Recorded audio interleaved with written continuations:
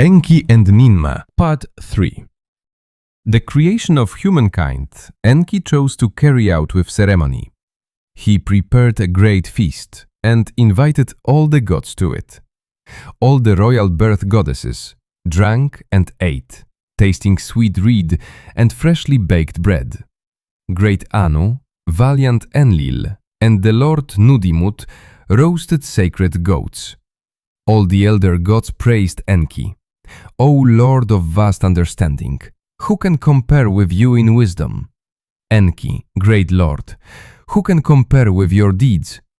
Like a true father, you possess the meh that determine destinies. You are these meh. At this feast, Enki and his helper Ninmah, dweller of the depths of the earth, drank sweet wine and became intoxicated with joy. In a state of drunkenness, they approached the vessel of clay from the depths of the Abzu and began to knead it. Ninmah, with trembling hands, began to shape beings.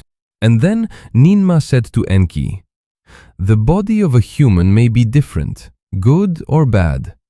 I will create them, and from you, Enki, it will depend what their fate will be, good or evil." Enki answered her, "Whatever being you create, I will be able to determine its fate." Then Ninmah took clay from the top of the Abzu and began to create humans. First, she created a man with weak, outstretched arms who could not bend them.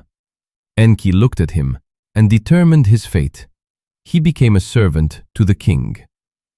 Second, she created a man whose eyes were always open and who could not turn his gaze away from the light. Enki looked at him and determined his fate. He came to serve the king in the art of music and received a place at court. Third, she created people with physical impairments, one with broken legs, another paralyzed. Enki looked at them and determined their fate, assigning them tasks and crafts in accordance with their condition. Fourth, she created a man who could not control his urine. Enki looked at him, cleansed him with water, and drove out of him the illness associated with the evil spirit, Namtar. Fifth, she created a woman who could not bear children.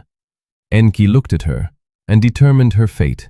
She was assigned to serve in the queen's court.